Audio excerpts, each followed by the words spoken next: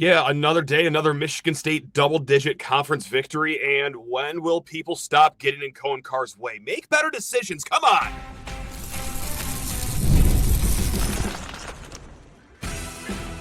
You are Locked On Spartans, your daily podcast on the Michigan State Spartans, part of the Locked On Podcast Network, your team every day. Super Bowl 59 is here, and there's no better way to make every play more exciting than with FanDuel Sportsbook. New customers can bet just $5, and if you win, you'll score $200 in bonus bets. Download the app or head to FanDuel.com to get started. Spartan friends, Spartan family, Locked On Spartans listeners, thank you all so much for tuning in to the Locked On Spartans. It's your team in green and white 5 days a week. Please rate, review, subscribe, comment below your favorite part of this win over Minnesota. Because because I'm starting to run out of things to talk about with this team, guys. Here we go again. Just, the 13th straight win. They win by double digits, 73-51. What else is there to say about this team that we didn't already know? It's a great problem to have. Look, we know they're deep. Actually, this is a fun stat that I found on Twitter. Jay Kuda was the guy that dug this one up. He compiled all the college basketball teams and how many games where they had players, 10 players score in a game. Michigan State has done that 12 times this season. The next best team to have 10-plus scores per game, they have 6 of such games. So Michigan State, 12 games with 10-plus scores. Anyone else? And they almost did it again. They almost did it again against Minnesota. They only had 9. But still, it was another game with 30-plus bench points. Tre led the way. Of course, he wasn't off the bench. He was a starter. But, yeah, 12 points. We, of course, remember that back-to-back 3-point barrage in the first half. And it's the third time during this third game. Oh, my goodness. During this 13-game win streak that Tre Holloman has led the team in scoring. Actually, over the last 13 games where Michigan State has obviously won all those, the Spartans have had 7 different guys leading the team in scoring over that winning streak. So it's a deep team. It's a talented team. We already knew this, though, but a little bit more on Tre, not just for this game against Minnesota, but let's talk about his whole month of January, because to start the year, we were one of these people saying it. There were many others that were saying it's kind of a slow-ish start to the season for Tre. Wasn't a disaster. Wasn't bad, but as a junior going into his third year of college, you thought, maybe hit the ground running a little harder. Well, guys, let's just take a look at January right now. I think it's safe to say that Tre is, he's here, right? From a three-point land in the month of January alone, 12 of 23 from long distance. And from the free throw line, 15 of 17 from the charity stripe. He also has 25 assists, 11 turnovers. So, yeah, Tre, no longer worried about Mr. Holloman over here. Now, that's not to say he's going to be, dynamite, splashing back-to-back threes every single game. But, yeah, he's really had a strong month of January. And actually, you know what? Come to think of it, I saw this stat floating around on Twitter, too. I forgot who dug this up first, so I apologize. But first time ever under Tom Izzo, Michigan State has gone undefeated in the months of December and January. So you think of all that man has accomplished here at Michigan State, all the dominant teams, the dominant years that he's had. He's never done something like that. So that is it's just incredibly cool. But back to the game, back to the team that we already know about. We know that they're good rebounders. I mean, they out-rebounded Minnesota 40-22. That is still good enough to put Michigan State 7th in the nation in rebounding margin. Last night, Carson Cooper, 11 rebounds. That's the second time in the last 3 games he has led the team in rebounding. Also, Jackson Kohler, 7 rebounds, drilled 2 3-pointers, and there's something about a Jackson Kohler 3-pointer that just hits a little different, especially at home, because actually I saw this. Our guy Carter Elliott of Sleepers Media, he tweeted something along the lines of, Jackson's got to work on his 3-point celebration. I love Carter. I'm actually going to disagree with my friend over there. I love just the stand there and just the primal yell from Jackson Kohler as if he's someone from the Izzone that just drilled a half-court shot to win a free year of books. Like, I do just like the organic, just to get the crowd all fired up, because he almost can't even believe that he made the 3-pointer. It's unfair to say because he's like a decent shooter at this point in his career. But no, I mean, Jackson Kohler, great bounce-back game for him after a slow afternoon, I should say, against Rutgers. He didn't really play often because of foul trouble. But, yeah, he really showed up against Minnesota. And, I mean, everyone showed up against Minnesota because that defense, which you've already known is pretty good, I almost felt bad for Minnesota. And Izzo talked about this after the game. where Minnesota got championship prep. And he also said that you want all 30 of your games to have championship prep. But we know, as coaches, they know as players, that you can't get truly up for every single game. But Minnesota coming into this one, 3 straight wins. Michigan State themselves didn't play extraordinary against Rutgers. They got the championship prep. They were just dialed in, and my goodness gracious, that defense was I tweeted this out, so I apologize if this is your second time hearing this from me, but it truly felt like they were playing with 7 players on defense. Minnesota was just uncomfortable the entire first half. They had 11 turnovers in the first half. Just 7 made shots. They went into halftime break with 16 points. I mean, Michigan State's communication on defense was superb. And that's one of the cool benefits that I got. I got to go to that game. I was even more fortunate to have real solid seats close to the court. I was surprised, and maybe you don't pick this up on TV, it's just how much talking happens, whether it's fighting off screens, whether it's switching the players. Michigan State's defense was just absolute A+ to start the game. So apologize to Minnesota that they had to be on the receiving end of some championship prep, but yeah, it certainly seemed like they had championship prep. So now what for Michigan State? Well, let's go over to the computers, barttorvik.com. We reference this website all the time. Right now for Michigan State, with a 2-game lead in Big Ten play. Okay, their odds to share the title, 62.5%. Odds to share the Big Ten title, I should say. I want to be more precise there. Michigan State's chance to win it outright, be the only team on the top of that hill, 42.2%. Now, Purdue is the next best team to share the title, 35.8%.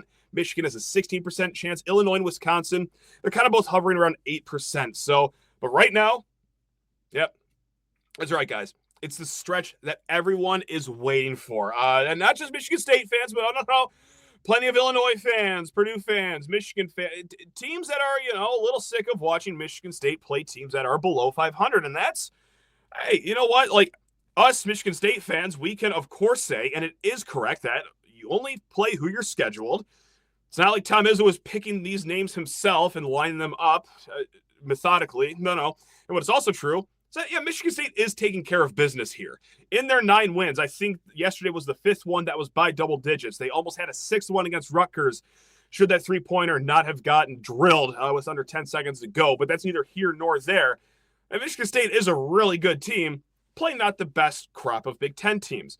That comes here for these last 11 games. We're going to talk more about that here in a hot second. But first, need to talk everyone's ears off about FanDuel Sportsbook. They are going to set you up this Super Bowl because Super Bowl 59 is here. 1 game, 2 teams, endless possibilities. And there's no better way to make every play more exciting than with FanDuel Sportsbook. Whether it's predicting the first touchdown, calling the MVP, or even betting on the coin toss, which I love, FanDuel makes it easy to get in on all the action. With live betting all game long, you can adjust your bets as the game unfolds and feel the thrill from kickoff to the final whistle. The live betting feature lets you stay involved no matter what is happening on the field, and the app is super easy to navigate.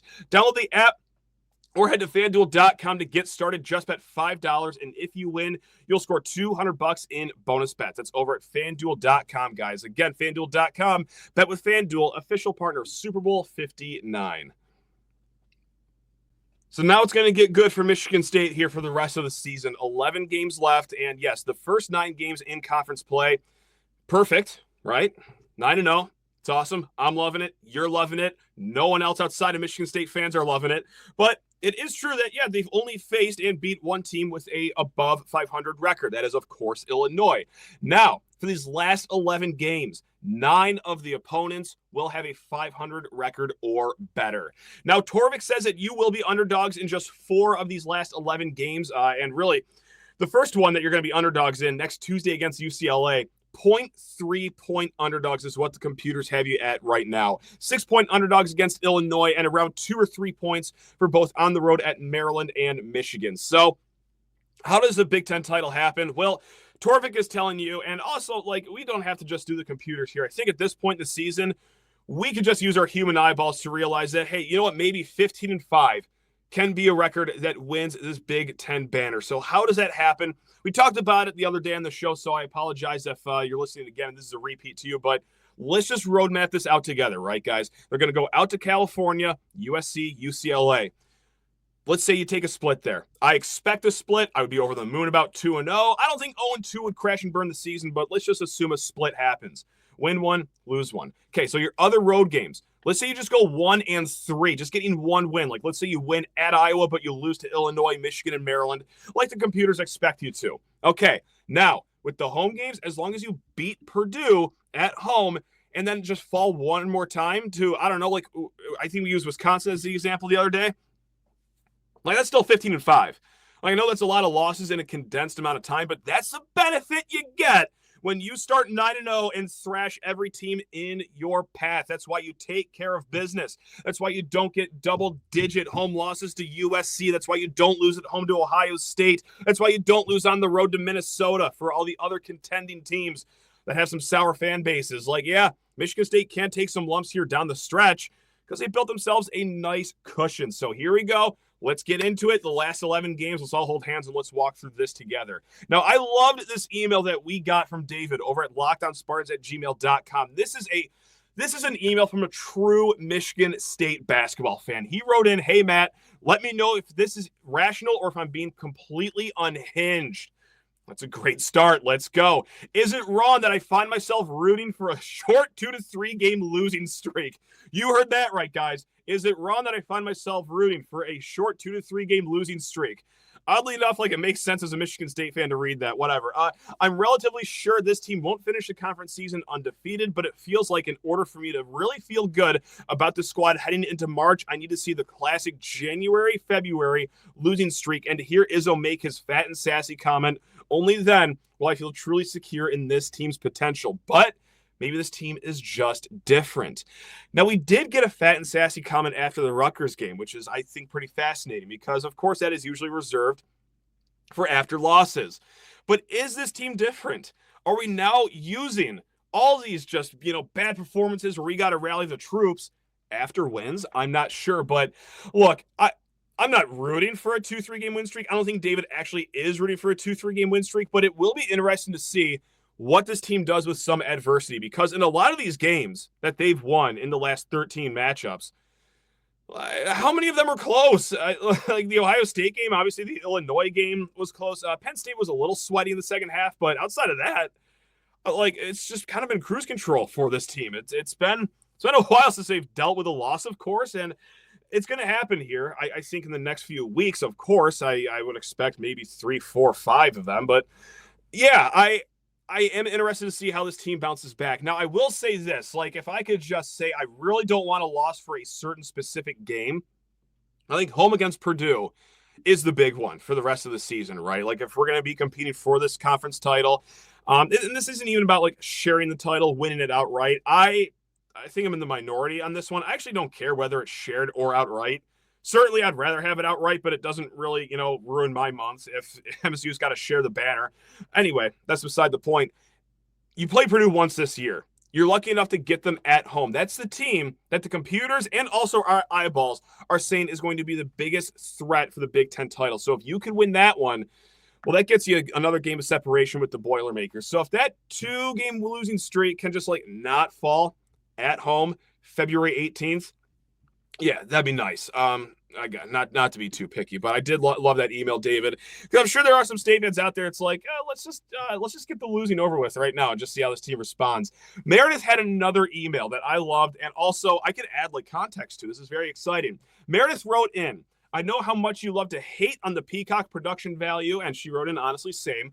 "I just want to make sure you notice that the geniuses over there awarded our first 4 points to Minnesota before awkwardly removing the score graphic entirely. And now, as I'm typing this hate mail," she wrote in all caps, "a cursive telly just appeared on the screen for seemingly no reason. Boy, howdy, gee willikers. I can't believe I have to pay for this." And then she used a word that we can't use because we are a family show. Meredith, I can add context to this because, again, I'm very fortunate to have great seats for this game. I was right behind Robbie Hummel, and they have the monitors right in front of them. And I noticed a 4-0 very early on. I nudged my brother on the shoulder. I'm like, if anyone just turned the game on, they might have a little heart attack right now that Minnesota's getting off to a somewhat hot start here. But the telly thing was fascinating because there is a monitor at the very end of the table for these guys. And that's where they can draw, diagram things, what you see on the TV. That was giving them fits the entire game. I think the entire first half, Robbie Hummel, poor guy, he's trying to broadcast a game. He's also doing IT work, trying to get this thing to work. A bunch of error message screens keep popping up. They had to restart it. Eventually, some software engineer comes out to just try to handle it himself. But their touchscreen was not working, like, at all. And then, yeah, I don't know what happened. I think it was a software engineer just wrote up TELLE, and then that accidentally apparently went to broadcast. But, yeah, I don't normally have an issue with the production quality of Peacock. I just have an issue with it because it's just another thing you have to pay for. Other Big Ten fans won't see the game because, let's be honest, how many people are just throwing up Peacock when their team isn't playing? It happens, but it's not often. But after seeing that, I think I do gotta knock the production value a little bit here. That was fascinating. So, no, it's really cool sitting behind that little bench. Like, you really don't know what goes on in a broadcast. They also have a third guy outside the play-by-play guy and the color guy that's just, jotting down relevant stats on a whiteboard, showing it to them. And then, yeah, I'm sure they're set on the broadcast. So it was a really cool look, somewhat behind the scenes there. But, yeah, just poor Robbie. I did talk to Robbie after the game really quick. We've had him on the show, I think, once a year for the last, 2-3 years now at this point. We are going to try to get him on the show, but very understandably so. He's, the world's busiest man. I don't know how he does it. He's found a way to work 8 days per week, but really quick after the game, I was like, hey, love to have you back on the show. And he was like, yeah, we'll try to make something work. So I don't know if it's going to be next week. I don't know if it's going to be next month. I don't know if it'll be 2 months from now, but yeah, we will try to get Robbie Hummel back on the show. So guys, thanks a lot. And thanks for being patient with this post-game recap. Got back very late last night, and it was sleepy time for old Matt here, which I hate to admit, but yeah, it was better for us all to just wait a little bit, let me jot some notes down, and be 100% for this broadcast. So really cannot thank you guys all enough. We will be back tomorrow. We're going to get more into USC, not just basketball, but also football, because our Spartans got to play against the Trojans this fall with Ryan Cartgee. He is the USC beat reporter over at the LA Times. But guys, until then, take care of yourselves. Reach out to us, lockedonspartans@gmail.com with any questions. Love you all. Go Green.